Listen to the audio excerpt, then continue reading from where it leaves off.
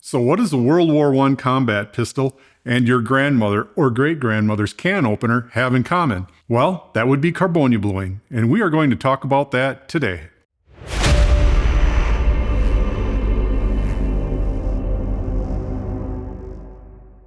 Hello, I'm Paul with RGS Restorations, and if you have one of these pistols, the Colt World War I Reproductions that were made between 2003 and 2006, you are holding in your hand my finish. Between those dates, I finished over 4,000 of these units for Colt. These are just some of the memos and manifests that I have laying around between myself and Colt at the time. So I thought it would be kind of neat to share exactly some of that history and exactly what Carbonia Bluing is, because it's very misunderstood and there's not a lot of people that really know it that are willing to talk about it. So we're going to talk about all that today. Carbonia Bluing. Okay, Carbonia Bluing, exactly what is it? Everybody talks about it, you hear it, Carbonia Bluing, charcoal bluing. What is it? Well, there's some differences between all of them, and I'm going to do some clarification on that, and kind of even within the differences of the processes, each manufacturer, it is my belief, altered their version of how they did it or how they achieved that finish. So Carbonia Bluing is basically a finish that was developed by the American Gas Furnace Company, and I think it pretty much hit the scene right around the World War I mark. Just from examples of things that I have seen on firearms, there are definitely differences. Now, a finish that predated that, which has a similar look, is charcoal bluing, and that is a completely different process. Charcoal bluing is done in a pit of charcoal, which when at a certain temperature, it incandesces and gases off, and the steel is submerged in there until it goes through the color changes. And you can always find a lot of information on it where they would use tow, jute, burlap. They would rub it with like an oil. Once it got to the desired color, a blackish color, they would rub it down with an oil. And that is charcoal bluing. Different process. Carbonia bluing is done in what is called a Rotary Gas Retort. And it's a fancy name for saying that you have a heat source and you stick a round drum inside of that heat source and you seal it off so there's no oxygen in there. Now, when inside of that retort, that drum, you're going to put a carbonaceous medium in there, and that's always going to consist of some bone charcoal and the carbonia oil, which if you find the early American gas furnace information on there, they talk about Cylesso. I'm pretty sure that's what it's called. I'm going by memory here.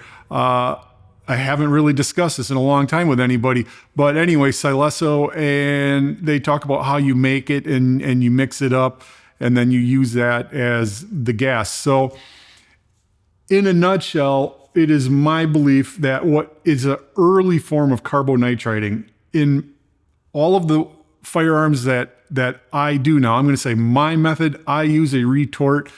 It is very close to the Colt finish. I know that for a fact because I've done thousands and thousands and thousands of them.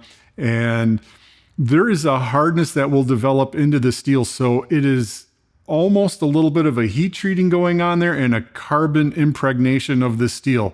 It is unlike any other finish that comes after it. Rust bluing, hot bluing, those are all different. The Carbonia finish is definitely unique in and of itself. So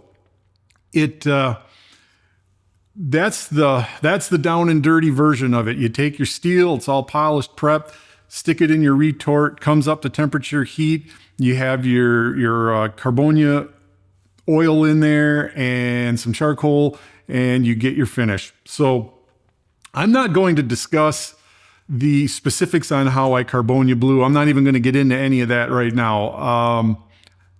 That's a whole different subject and would be hours and hours and hours just talking about how to do it and all the specifics of it. So I'm just going to try to keep this a little bit simple.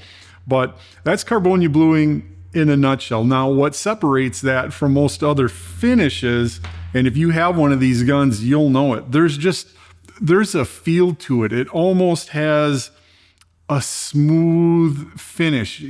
You can definitely feel it. It's different. It's, like I said, I'll say it again. It's unlike all the other finishes. It absolutely has a unique look to it. And I think some of the interesting things is the different companies, depending on who they were, they all had their own method of manipulating a little bit more. So you will see Winchesters that were made in a certain period, and Winchester collectors are absolutely going to know this.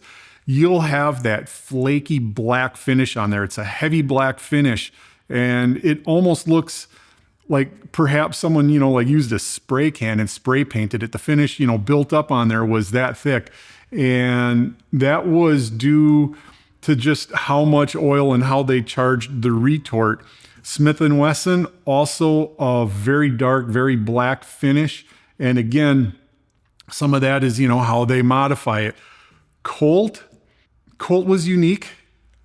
All the other finishes are really good and beautiful. I think what separates Colt is their polishing. Colt's polishing on those old pistols, it was absolutely perfect. And coupled with that finish and how you achieve that finish with the proper metal finish, that's, when those two are working together, it achieves just an extremely beautiful piece of steel. So anyway, I'll stop going on about that. But the different manufacturers definitely had different methods on how they did it, because you don't see Colts looking exactly like Winchesters.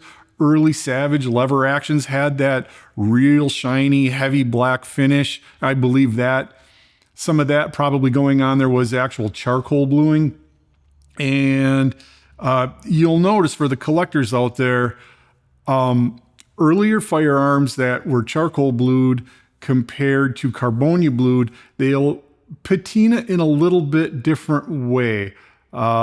Charcoal blued guns, that finish will you'll see a lot of it will actually kind of go to a brownish patina-y tint to it, where Carbonia bluing, you really don't see that, or I haven't noticed it. It almost tends to stay blacker and just starts to fail, where it shows, more of the underlying steel underneath. It gets thin, it gets, rubbed off, wiped off over the years of handling. I haven't really seen that brownish patina that develops on Carbonia blue like I do on the charcoal bluing guns. But anyway, so like as I had in the beginning about a can opener, and I'll make sure that I get some really close-up pictures of this, because I think one of the most unique things is the variation and all the different hardware that they used it on, tools that they used it on. And, the finish on this little can opener is splendid. And it's amazing. A compass, something that a kid uses in school, the finish that's left on it, it's absolutely Carbonia bluing, and it's in really, really, really nice shape. Now, there's also a scissors here, a little bit more rough of a finish. This is going to look an awful lot like early 1903 receivers. And what was the finish on that? Before they started parkerizing, they went through a machine bluing process. Now, machine bluing is also another word that it gets thrown out there with Carbonia finish. A lot of that information is really starting to get lost. Even on the internet, there's just not as many photos of the old American gas furnace company units out there, but a lot of those would have an auger drive where pieces and components would go into one end, go through the retort, and then spill out the other end. Now, I know for a fact that there were, in conjunction with that, they would tumble these things in like a oily cork. When they would come out the other end, they would tumble them to kind of enhance the finish. There were big centrifuge units that they would have that would spin that oil out, and they would reuse it with the cork and pull the parts out, and that was their processing. So a lot of that was done on all of those other parts. All right, so anyway, that's just a quick rundown on Carbonia, what it is, how it's applied, just the very basics. Like I said, it's a metal finish that is easily one of the most difficult to do right. And there's not many people that can do it right. So it's absolutely, it was a dying art when I did all of that for Colt, and there's it's probably even less people doing it now.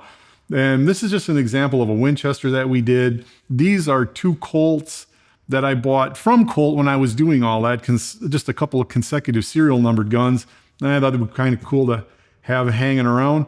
But anyway, that's what those are. That's what Carbonia Bluing is. And I know this is probably going to have created more questions than I probably answered, but hopefully I at least addressed some of the questions and kind of gave you guys an idea of exactly what it is.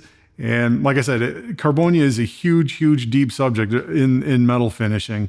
But anyway, I thought it would be kind of fun to talk about it, give you guys a little bit of a rundown on what we did, a little history lesson on how I did these things with Colt. Fun little fact, I was a lot younger and a lot thinner at those times, and for whatever reason, they would love to send the bulk of them in the summertime. So there were many days where I was working in the shop and the temperature was well over 110 degrees. As you can imagine, middle of summer, it's already hot. You have a gas furnace fired up, and those were long, rough days. But anyway, it was always fun. I enjoyed it. Colt was a great company to work with. I enjoyed all the people that I worked with there. And it was just a really cool, splendid thing to be able to do with easily one of my favorite manufacturers ever, with the Colt and the 1911. What else can you say? It's forever classic legend, right? Anyway, there you go. Until we see you at the range or at the workbench again, next time, take care and happy shooting.